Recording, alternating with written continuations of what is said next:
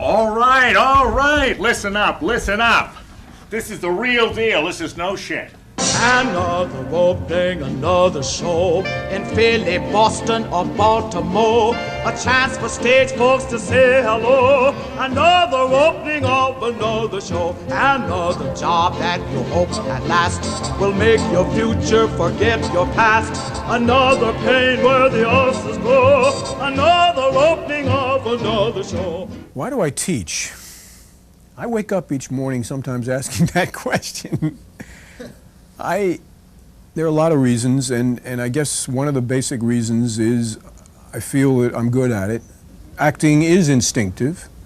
I don't know if you can actually teach acting. I think what you can do is you can teach acting as something that is a development of what is already there. And if a person doesn't have a certain instinct for acting, I certainly don't pretend to think that you can teach them that.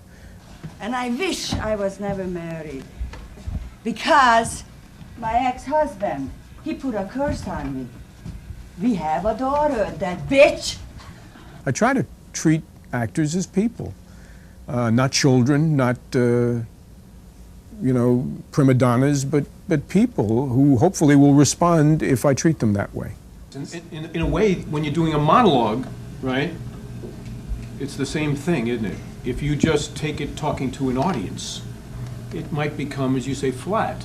You have to think of that monologue as who are the people that that character is really talking to in the situation. And you have to make those characters come very alive. What makes a great actor, I suppose, is someone who's a great listener.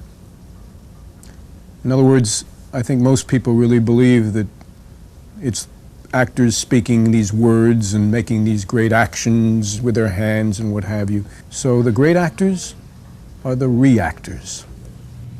Well, I'd kiss every inch of your beautiful skin. Suck on your fingertips. Bite your earlobe. Nuzzle your neck. Oh, this is happening so fast. Teaching can, at its best, be an art and a craft that is on the highest level and is very valuable, much more so than I think, frankly, most of us give it credit for. You know, I could do this, Clyde. Go ahead, If you're there, you could be sitting up, and I could go. Yeah. Some of the highlights of my own career probably would be associated with places like the New York Shakespeare Festival, with the Royal Court Theatre in London, with national theatres in Europe, at the Yale Rep. Not that I have to look back and say, gee, those were the good old days, because I hope the highlights are today. I hope the highlights are what I'm doing this week. Emma, we found 3 other young women in the last year. They each had their throats slit. Did you have anything to do with that? Actually, I think an actor should go to as many different places as they can and get different viewpoints. And I always feel that nobody should stay in one place forever. And I always fear when somebody tells me they've been with one teacher 20 years. I always go, gee, maybe you're too comfortable. This can really be a bomb, meaning not in the British terms, where a bomb means a big hit. This could really be a bomb in terms of Stinker. Being a stinker. What do you need to do to make this really work from the acting standpoint?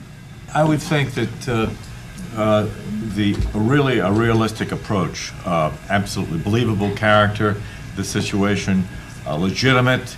This is a real. I'm not getting a story so much as I'm getting a very intriguing characterization. Yesterday afternoon, I took a nice long boat ride in the park. Never mind, Susan. Victor, there was a man here from the bank who left some stuff in your office. Yeah, I know. I always thought that performance is about actors, directors, and writers working together. And I always kind of pinch myself when somebody comes in and says they find that very unique. Each class I try to treat as a kind of production.